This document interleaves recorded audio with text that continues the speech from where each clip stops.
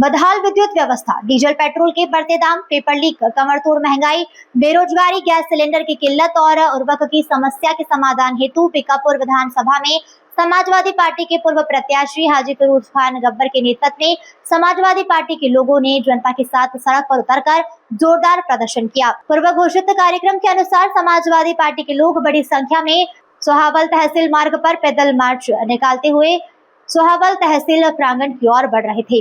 भारी पुलिस बल के साथ पहुंची उप जिलाधिकारी सोहावल सविता राजपूत ने खुद रास्ते में आकर महामहिम राज्यपाल को संबोधित 9 सूत्रीय मांग का ज्ञापन दिया। इस मौके पर बड़ी संख्या में पुलिस बल भी तैनात रहा। प्रदर्शन में बड़ी संख्या में मौजूद महिलाओं की संख्या चर्चा का विषय रही। राज्यपाल महोदय को संबोधित ज्ञापन में प्रमुख मांगे इस प्रकार है। विद्युत व्यवस्था में तत्काल सुधार कर निर्बाध बिजली आपूर्ति सुनिश्चित की जाए। डीजल पेट्रोल एवं घरेलू गैस सिलेंडर की कीमतों में कमी की जाए। पेपर लीक की घटनाओं पर कठोर कार्रवाई करते हुए पारदर्शी परीक्षाएं सुनिश्चित की जाए। युवाओं को रोजगार उपलब्ध कराने हेतु ठोस कदम उठाए जाए। आवश्यक वस्तुओं की महंगाई पर नियंत्रण किया जाए। किसानों को समय पर पर्याप्त मात्रा में उर्वरक उपलब्ध कराया जाए। सोहावल चौराहा पर राष्ट्रीय राजमार्ग पर स्थित पुल सकरा होने के कारण प्रत्येक दिन जाम की समस्या बनी रहती है। जाम से निवारण हेतु अस्थायी उपाय किया जाए। राष्ट्रीय राजमार्ग 28 पर स्थित सोहावल चौराहे से लेकर थाना रोनाही तक नाले का निर्माण न होने के कारण जल भराव रहता है। निवारण हेतु स्थायी उपाय किए जाए। खैतौनी में अंश निर्धारण हेतु आम जनता को बार बार तहसील का चक्कर लगाना पड़ रहा है। गांव स्तर पर कैंप लगाकर आम लोगों के लिए आसानी उपलब्ध कराई जाए।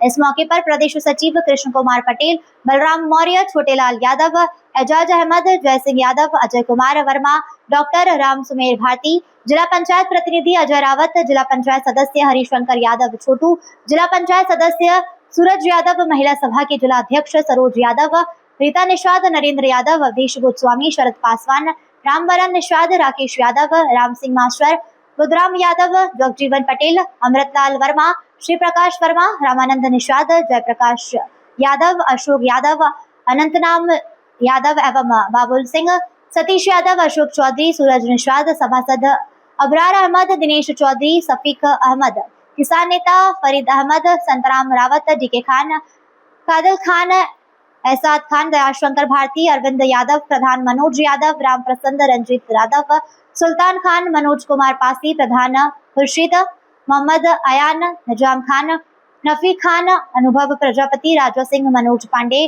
दिलीप वर्मा, राकेश वर्मा, अनमोल शर्मा, राजकुमार निषाद, विपिन यादव, दीपक यादव, तेज बहादुर यादव, बसंत लाल चौरसिया, कृष्ण कुमार निषाद, इजहार खान, अमिल खान, दुधनाथ यादव, ज्योति स्वरूप वर्मा, दिवाकर कनौजिया, पप्पू पासी, दयानंद पासी, आमिर खान, अरविंद वीडीसी, शेर खान, आमिर खान, पूजा वर्मा, अनवर भाई, सुरेश कोरी, जहूर मामा, मुल्ले अंसारी, पूर्व प्रधान मेराज खान, शोएब खान सहित बड़ी संख्या में लोग मौजूद रहे। पंचायत चुनाव को लेकर इस पर क्या कहना चाहेंगे? सरकार लगातार टाल रही है। देखिए, ये सरकार की ये फेलियर, ये जो बहुत मतलब इसको फेलियर में गिना जाएगा। इस समय पे जो प्रधान लोगों का चुनाव होना है वो क्यों नहीं हो पा रहा है, ये तो आप सरकार के लोगों से पूछिए। उनको ये डर है कि अगर पहले चुनाव हो जाएगा तो माहौल उनके विपरीत है, उनके अगेंस्ट है, इसलिए वो नहीं करवाना चाहते।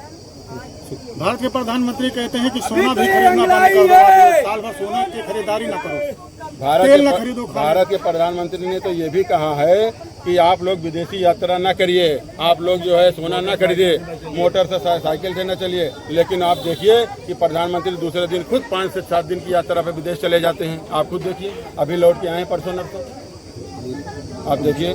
और जो ये डीजल पेट्रोल महंगा हो रहा है, ये सिर्फ और सिर्फ अमेरिका के कहने पे हो रहा है। अगर वो अमेरिका की सारी बात मान रहे, जैसे वो दादागिरी कर रहा है वैसे वो जो है मान रहे हैं। अगर यही तेल रूस और क्या कहते हैं ईरान से खरीदा जाए तो फिर जो है 60 रुपये तेल बेच सकते हैं, उसमें कहीं कोई दिक्कत नहीं है।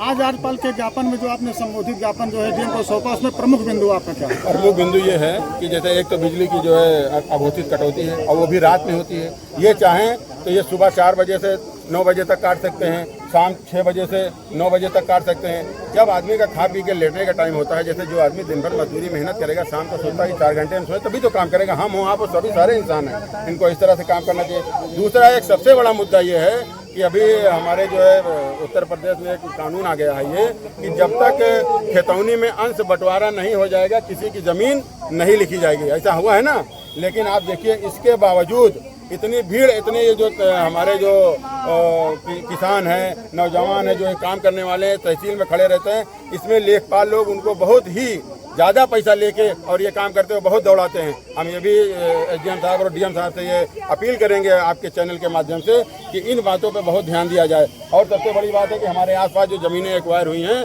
अगर हम ज़मीन लिखाते हैं तो जो सबसे ज़्यादा रेट है सर्किल का, उस पर जो है हमसे स्टाम्प लिया जाता है, और जब मुआवजा देने का काम होता है तो जो सबसे कम रेट होता है उस पर हम लोगों को मुआवजा देने का काम वो करते हैं। हम ये सब अपने लोगों से कहते हैं कि आप 2027 में आप सब लोग एक एक आदमी औरतें मेहनत करके 2027 में साइकिल की सरकार बनाइए। आपका मुआवजा भी दिलाया जाएगा, आपकी जो जमीन अगर अधिग्रहण भी होगी तो उसका जो 4 गुना मुआवजा वो दिया जाएगा, खेतौनी का काम भी सही होगा, और ये लाइट वाइट ये 24 के 24 घंटे आने का काम करेंगे, पेपर कभी लीक नहीं होगा। क्या मामला? आज यहाँ पर हम लोग जो अपने पूरे ज़िले के जो हमारे सम्मानित नेतागण हैं, हमारे क्षेत्र के, हमारे आसपास के जो नौजवान साथी हैं, माताएं बहनें हज़ारों की तादाद में यहाँ इकट्ठा हुए हैं। वो इसलिए इकट्ठा हुए हैं कि इस सरकार में जो कमर तोड़ महंगाई है, उससे सारे लोगों के घर पे बहुत बड़ा असर पड़ रहा है। जो पेपर लीक हो जा रहा है, रात भर यहाँ लाइट नहीं आ रही। आज कई दिनों से हम लोग देख रहे हैं, रात भर जाग कर तमाम लोगों से बात करते हैं, तमाम महिलाएं हमारे जो नौजवान साथी है रात में बात करते हैं कि रात में लाइट नहीं आ रही। 2-2, 3-3 बजे रात, मतलब पूरी रात में कम से कम 4 बार, 5 बार, 6 बार लाइट करती है। आदमी दिन भर काम करता है, अपना काम में लगा रहता है कि दो रोटी कहीं से हम अपना जो है इस सरकार में कैसे भी जो है इकट्ठा करके अपने बीवी बच्चों को पालें। उसके बाद रात में आराम करने का जब समय आता है तो ये लोग जो है लाइट में भी चोरी करते हैं। अभी तक ये लोग तहसील में, थानों पे, मतलब कोई छोटा सा काम लेके जाता है तो हजारों हजार रुपए उससे लेने का काम करते हैं। अब ये लोग लाइट की भी चोरी करने लगे हैं। इन सब चीज़ों को लेकर और ये जो हमारे नौजवान साथी इकट्ठा हैं, आप देख रहे होंगे, इसमें महिलाएं और नौजवान साथी बहुत हैं। ये वो लोग हैं जो देश के भविष्य हैं, जो ये अपनी पीड़ा को व्यक्त करने के लिए यहाँ पर इकट्ठा हुए हैं। ये लोग रात में पढ़ते हैं, ये पेपर देते हैं। आप ये देखिए, इस सरकार में आपको मैं जानकारी के हिसाब से बता दूँ कि इस सरकार में 2014 से और 2026 तक लगभग 140 से 150 पेपर लीक हो चुके हैं। ये बड़ी जिम्मेदारी के साथ मैं अपनी बात को कह रहा हूँ, आप ये सुनिए और लोगों तक ये बात पहुँचनी चाहिए। नीट की परीक्षा 2 बार जो है क्या कहते हैं लीक हुई, यूजीसी नीट लीक हुई, एसएससी सीजीएल लीक हुई, पुलिस भर्ती हुई, शिक्षक भर्ती हुई, पटवारी की हुई, राज पीसीएस हुई, रेलवे भर्ती हुई। ऐसे तमाम 140 से 150 तक मतलब जो ऐसी पेपर हैं जो इस सरकार में लीक हुई। जो ये हमारे नौजवान बच्चे, इनके माँ बाप, ये जो मजदूर हैं, ये अपनी कहीं दिल्ली बम्बई इधर उधर जाके नौकरी करके अपने बच्चों को पढ़ाने का काम करते हैं। वो ये सपना देखते हैं कि हमारे बच्चे भी डॉक्टर बने, इंजीनियर बने, लेकिन इनके सपना तब जो है चकनाचूर हो जाता है जब ये साल भर दिन रात मेहनत करके जो एक पैसा उधार लेकर, ब्याज पे लेकर, जैसे भी लेकर ये पढ़ाते हैं और पेपर लीक हो जाता है तो ये इनके सपनों पे जो है बहुत बड़ा एक जो है घात लगता है और इनको बहुत तकलीफ होती है। आपने देखा होगा कि अभी 10 दिन पहले, 15 दिन पहले पेपर लीक हुआ है, उसमें कितने बच्चों ने आत्महत्या कर ली है। हम ये सरकार से मांग करते हैं, अगर ये चीज़ें नहीं सुधरी तो हम लोग पूरे प्रदेश में, पूरे जिले में इतना बड़ा आंदोलन खड़ा करेंगे कि आप देखते रह जाएंगे और आपका जो है ईंट से ईंट बजाने का हम लोग काम करेंगे। ये नौजवान साथी आज सब लोग इकट्ठा होकर इन महिलाओं का, इन जो नौजवान बच्चे हैं और ये जो टीचर हैं और तमाम लोग हैं जिनकी नहीं सुनी जा रही है, जिनकी तमाम परेशानियां हैं, अगर इन पर काम नहीं हुआ और ये जो बढ़ती जो डीजल की महंगाई, जैसा अभी हमारे साथियों ने बताया कि अगर डीजल पेट्रोल महंगा होता है तो आप समझिए कि सारी चीज़ें महंगी हो जाती हैं। इन सब को देखते हुए हम लोगों ने आज ये बहुत बड़ा एक धरना और क्या कहते हैं ज्ञापन देने का काम करने का काम किया।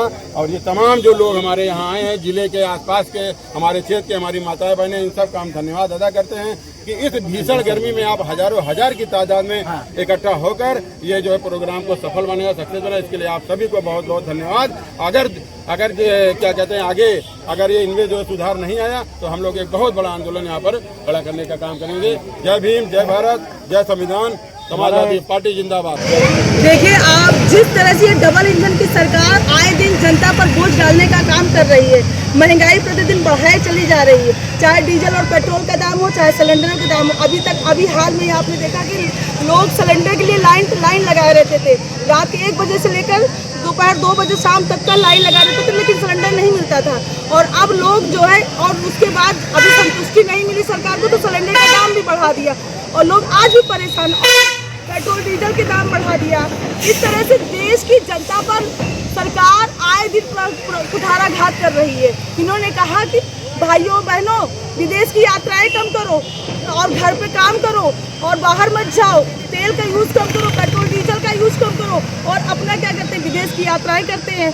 अब बताइए जनता खाए क्या, बचाए क्या और क्या ही करेगी? ये सरकार सिर्फ और सिर्फ जनता का खून पीने का काम कर रही है, बाकी कुछ नहीं करे। और ये सरकार को अपने सारे नियम वापस लेने होंगे, सिलेंडर के दाम कम करने होंगे, पेट्रोल डीजल के दाम कम करने पड़ेंगे। जिस तरह से नीट के पेपर लीक हो रहे हैं, ये भी एक तरह से, आप बताइए, ऐसा कभी 22-23 लाख बच्चे नीट के पेपर दे रहे, पेपर लीक हो जा रहा है, ये कहाँ का नियम है आपका? और आपकी कैसी व्यवस्था है? आप कहते हो लोअर टी शर्ट पहन कर आओ, जेब ना हो, कलावा ना हो, घड़ी ना हो, पाउच हो, बॉटल हो, और उसके बाद आप पेपर लीक करते हैं। आप अपनी व्यवस्थाओं को नहीं देखते हैं। ये जो सरकार की दोहरी चाल है, ये केवल जनता को गुमराह करने का काम है, बाकी कुछ नहीं है। और सरकार, जनता ये 2027 में समझाएगी, उनको सबक सिखाने का काम करेगी, परिवर्तन लाएगी।